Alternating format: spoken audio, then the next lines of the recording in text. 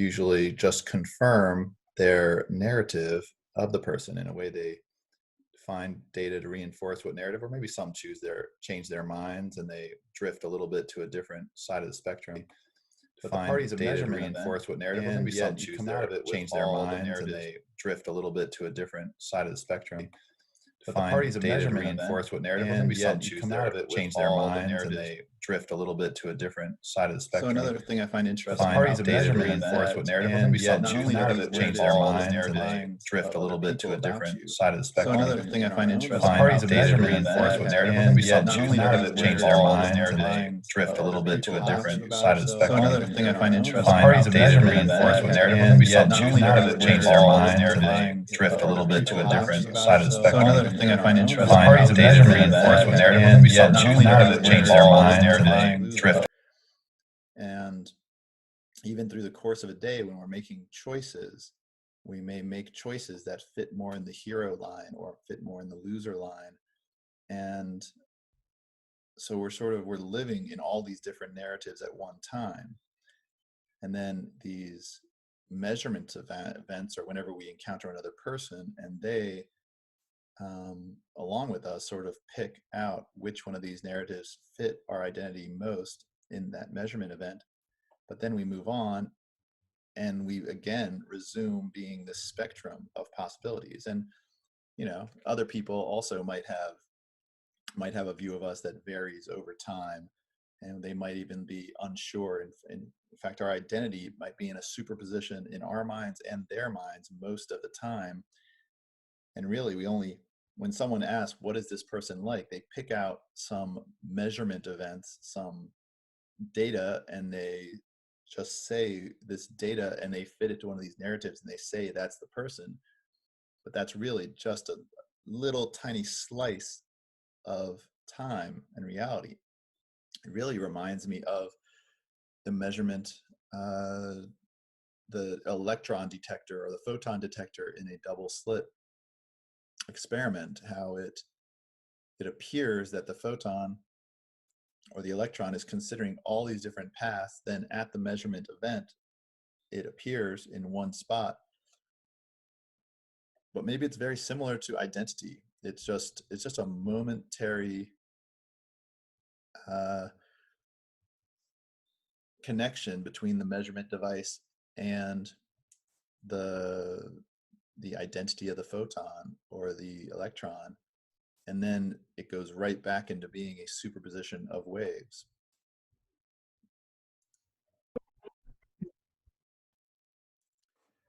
So now consider this picture. This would be starting at a point in time down here in the lower left corner, a decision a person has to make.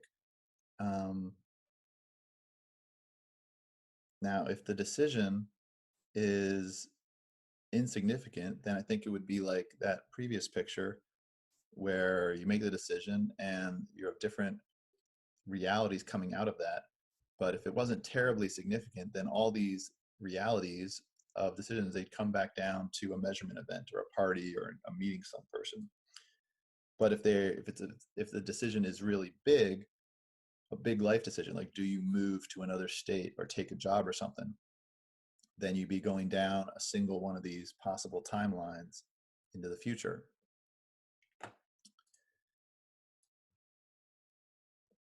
And that timeline would take you to another decision point someday, and again it would branch off, and so on and so on.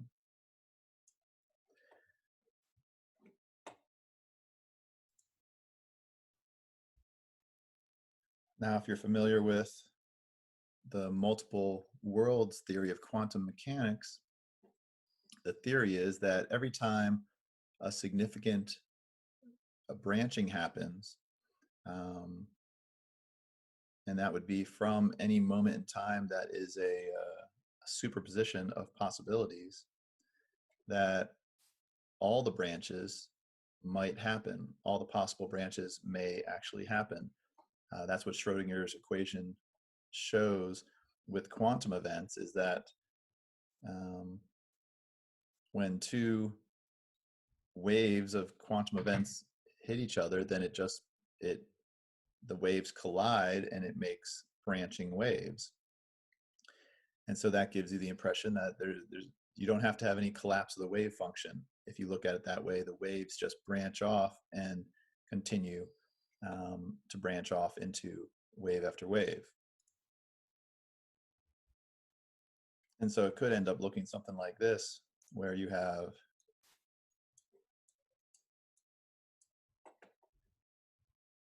it branches and then branches again,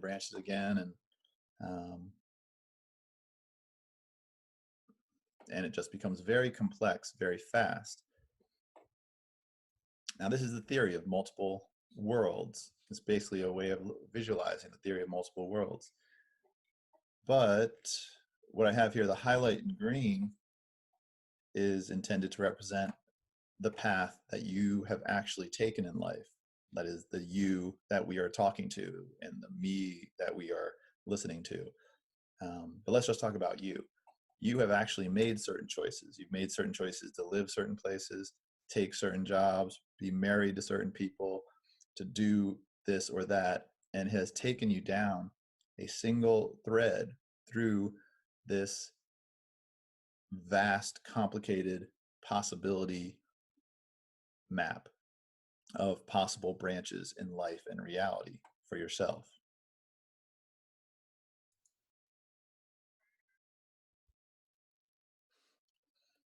So this is a picture of what physics is telling us the way things look like at the quantum level. It looks like this infinitely branching wave function of possible realities. So one thing about this that is kind of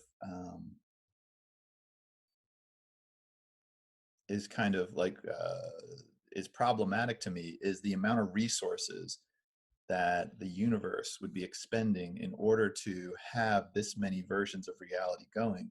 It seems incredibly complicated. And if this was somehow being done inside a computer simulation, it would just take incredible amounts of resources.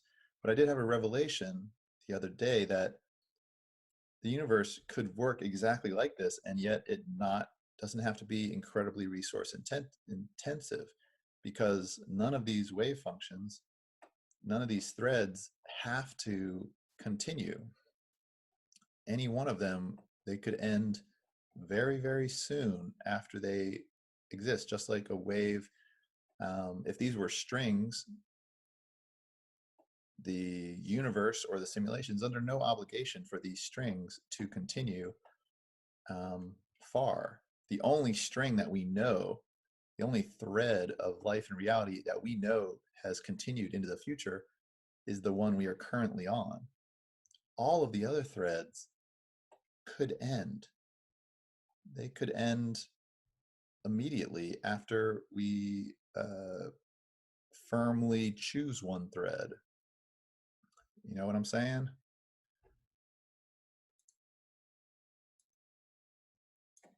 Basically, I'm saying you don't need hundreds and hundreds of threads. Yeah, I call this the sudden tragic death solution for the multiple worlds, multiple lives theory. Instead of all these different threads of possible realities that you go down continuing, the universe or the simulation or whatever we're in, it could just be that the thread that our consciousness chooses, that's the thread that continues, and all the other threads, they may exist maybe for a brief amount of time. They don't have to exist very long. Maybe just long enough so the universe can be sure that we're not on that thread, that that's not the thread that we are going down. But once it's sure we're not on that thread and we are now, into a new era, it could just cut the threads with a sudden tragic death. And in those realities, we just die. And, of course, that'd be heartbreaking for all the people that know us in those realities, but that's not the reality we're in. The reality we are in, the people would see us as still alive. And so instead of this that the universe would have to simulate, or that the universe would be simulating, the universe could just simulate this. And really, if it cuts these threads soon enough, it could just be simulating this. And it's still multiple worlds. It's just simulating our reality and just simulating the branching threads as far as it needs to give our consciousness the it's giving our consciousness the ability to choose which thread to go down. The superposition of possibilities, being in a superposition of choices, that seems to me to be the nature of consciousness. To be alive is to believe and to sense infinite choices in every moment, and occasionally these choices are the nature of consciousness. To be alive is to believe and to sense infinite choices in every moment, and occasionally these choices are the nature of consciousness. To be alive is to believe and to sense infinite choices in every moment, and occasionally these choices are the nature of consciousness. To be alive is to believe and to sense infinite choices in every moment, and occasionally these choices are the nature of consciousness. To be alive is to believe and to sense infinite choices in every moment, and occasionally these choices are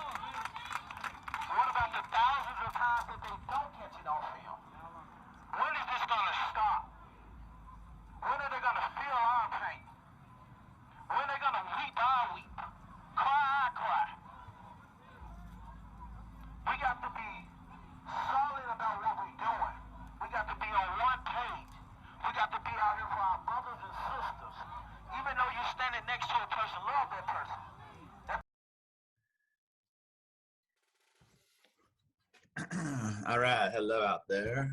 Good to see you all again. I want to talk to you a little bit about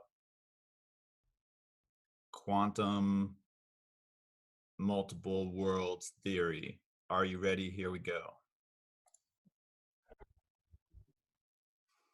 Okay, so this is a starting point for what should we say, a quantum particle or a human life. Doesn't really matter because I've realized there's kind of there's some remarkable similarities.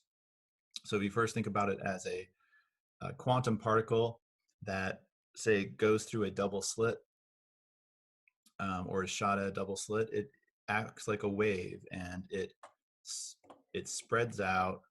The possibilities of where it ends up spreads out until when it hits the wall or measurement device, it seems to pick one spot in the possibility spectrum, and it is measured there.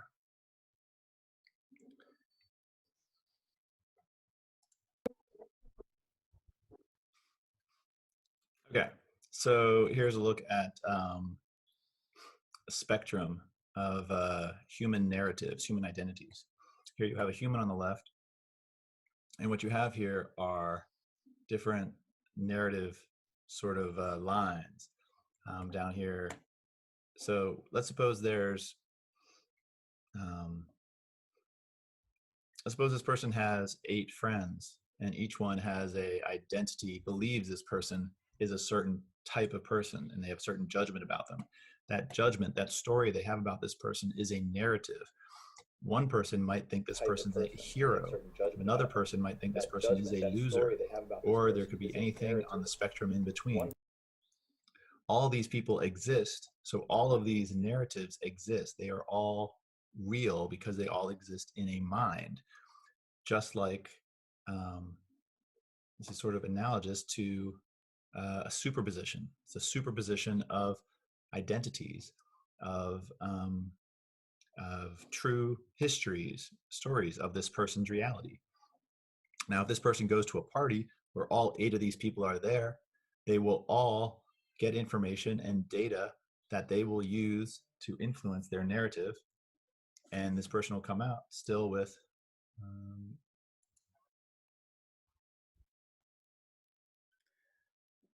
so in a way, the party will appear like a measurement event for all the people there on what narrative is true for this person.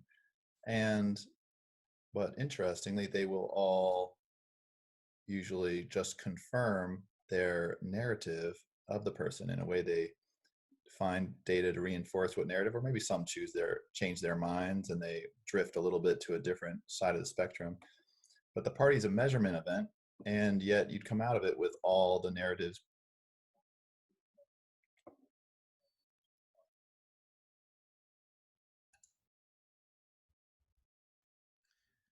So another thing I find interesting about this is that not only do these narratives exist in the minds of other people about you, but often in our own minds, we have these narratives. We have a narrative in our mind that is very positive about ourselves, and we have narratives in our minds that are very negative or just very different. We have different perspectives on ourselves. So on a good day, we might see ourselves more as the hero. On a bad